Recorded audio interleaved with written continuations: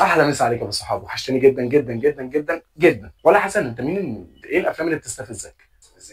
كانبساط وكمضايقه. حلقه النهارده موضوع مختلف شويه، تمام؟ كل واحد بيبقى فيه فيلم ممكن يستفزه، بس يستفزه بمعنى ايه؟ يستفزه بمعنى ان مش شرط يستفزني فهو ضايقني، يستفزني نقطه ان الفيلم عجبني جدا، فيلم خلى عندي سؤال ان الفيلم ده ازاي اتعمل، الممثل ده عمل ازاي الدور كده، الكادر ده المخرج كان عايز يوصل بيه ايه، المؤلف هنا في البلاف تويست دوت كان ايه اللي في دماغه بالظبط، ازاي ده اتكتب، ازاي المؤلف وصل لمرحله من الابداع ان هو شدني للورق بالمنظر ده، ان انا بقيت قاعد في اخر الفيلم بقول ايه اللفه الجامده دي، انا ما كنتش متوقع كده. وفي نفس الوقت ان الفيلم ممكن يستفزك ان ممثل حلو جدا يعمل حاجه انت مش متوقعها، اللي هو ايه يا عم ده، فانت داخل بامال عاليه جدا هوب كله في الارض. هنفهم كل حاجه مع بعضينا في الحلقه. بقول لك ايه، خد لك لقطه.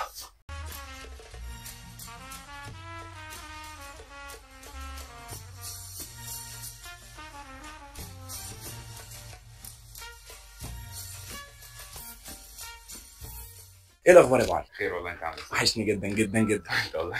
ايه الفيلم اللي استفز حسن؟ استفزه كايه؟ استفزه من ناحيه الابهار. خلينا قلنا ان احنا نوعين من الاستفزاز نتكلم عنهم. ان استفزيت وابهرت ان انا اتشديت للفيلم ده لتفاصيله، لاداء ممثل، لبراعه مخرج، لصياعه مؤلف في كتابه سكريبت. اوكي. او احنا هننام. ان النوع التاني اللي هو ان انا خلاص داخل بمعنويات عاليه جدا للفيلم وما خرجتش باللي انا مستنيه. فخلينا في النوع الاول، ايه الفيلم اللي استفزك فنيا؟ يعني الفيلم اللي انت اتشدت له قوي اول ما اتفرجت عليه. بص، هو كان في فيلمين ممكن معرفش انساهم خالص. واحد مثلا شبه فيلم كان اسمه الحريف تقريبا بتاع عادل امام، اللي كان طالع فيه حريف عادل امام، محمد خان، اخراج محمد خان. انا شايف كادرات تصوير بالنسبه لواحد بيصور هو عارف ان الكادرات دي واو جامده قوي. كادرات لطيفه ما اتشافتش قبل كده بزوايا مختلفه تماما. اللي هو انا لو انت جبت الزوايا دي منين؟ فاهم. انت جبت زوايا تصوير مش عايز اقول عالميه قوي عشان انا برضو مش فاهم في السينما والحاجات دي. انت من الاخر شايف بالظبط. انا كعين، انا لا عيني مرتاحه في الكادرات دي. طيب خليني اقول لك معلومه انت ما تعرفهاش عن الفيلم دوت.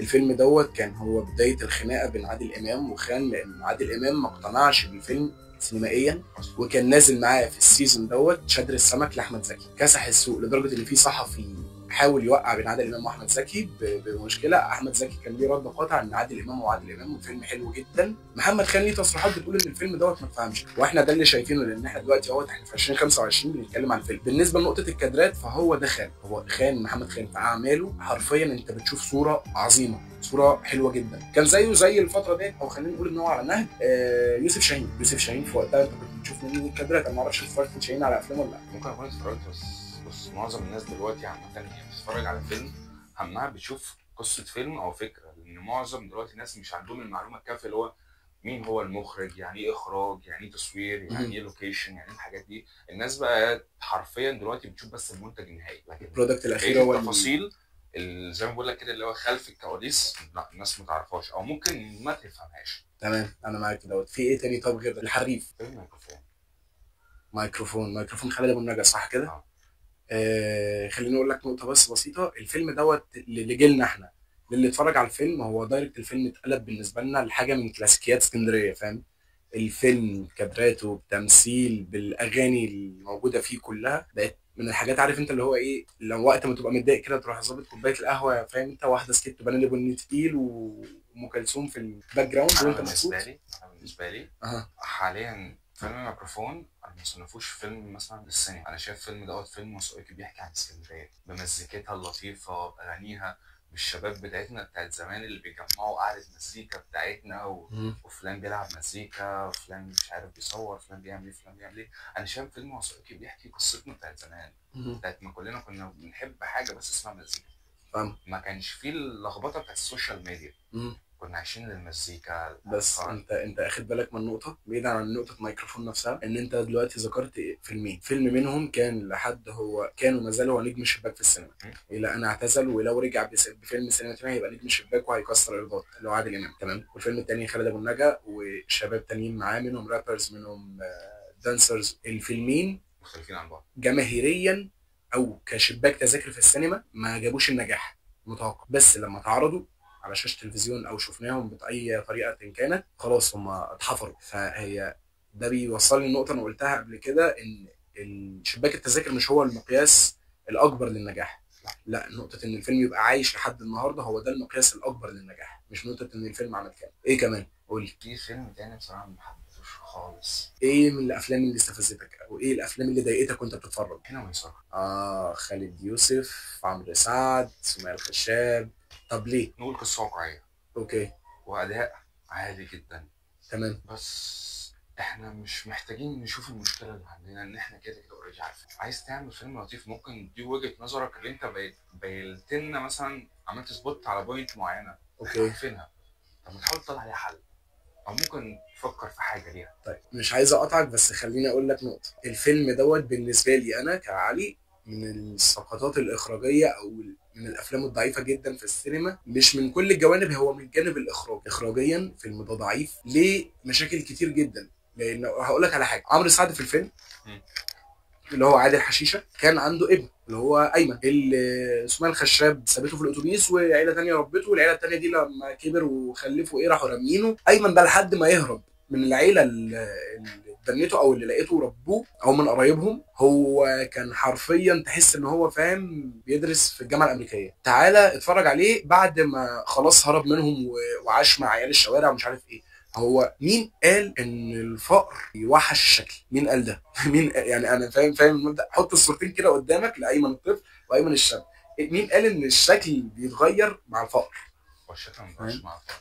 هم حبوا دايما يرسموا الفكره ان الناس بتاعت هي الامريكان والناس بتاعت المدارس الخاصه والحاجات دي هم دايما شكلهم مهذب ومنظم، مع دي ان حقيقه. في ناس لو اخذوا الفرصه هيبقوا احسن من موديلات اصلا موجوده دلوقتي. دي نقطه كمان، بس هقول لك على حاجه كمان بقى في الفيلم من السقطات الاخراجيه فيه. احنا اول مشهد بنبدا واحنا موجودين في العشوائيات، والاثنين لسه بيعرفوا بعض اللي هو سمية الخشاب وعمرو سعد. عيال اخته في الاوضه عايشين، عيال اخته وعيال اخوه في الاوضه عايشين مع امه اللي هي هاله فاخر، صح كده؟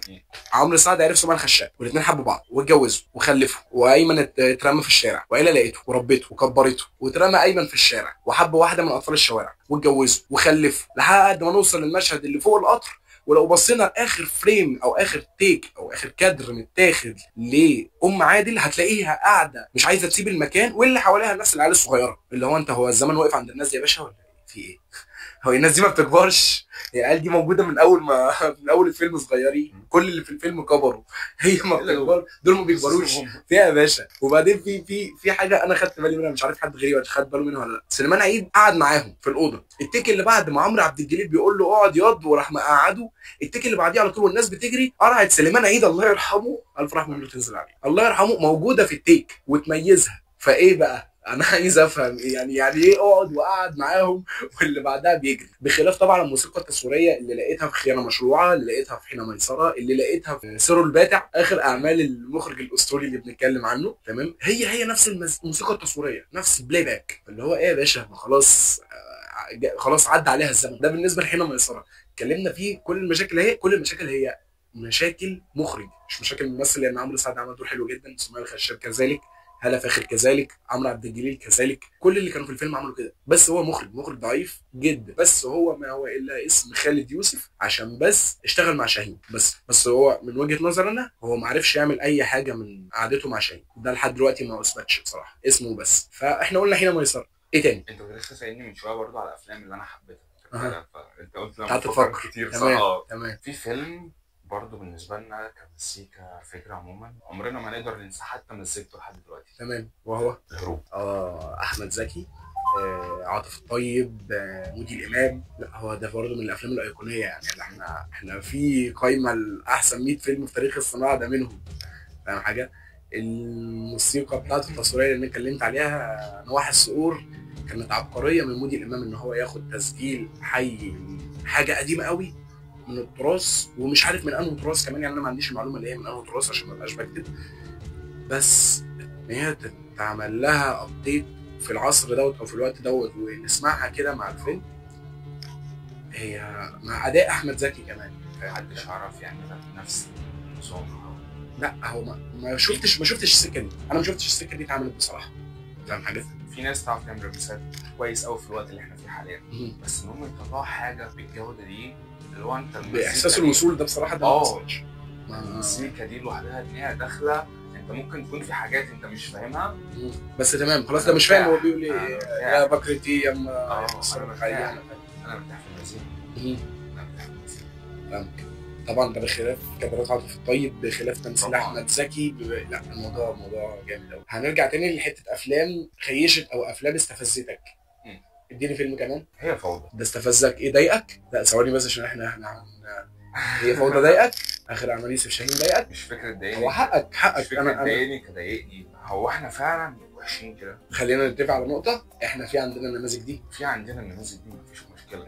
تمام. بس احنا مش عايزين نوصل مثلا او ان كل النماذج دي نتك على حته وجع قوي هي اصلا عند الناس. مش شغله الممثل ان هو يحل لك مشاكلك، وشغله الممثل ان هو يؤدي لك صوره هي موجوده في المجتمع، سواء ايجابيه سواء سلبيه. هو بيجيب حاجه واقعيه من قلب المكان اللي هو عايش فيه. يعني في الفيلم، في نفس الفيلم اللي فيه حاتم اللي هو امين الشرطه في هي فوضى، استفزتني عاطفيا، مش انا مثلا كبر. تمام. استفزتني عاطفيا. مثلا هاتني كده. تمام. استفزتني عاطفيا. هاتني كده.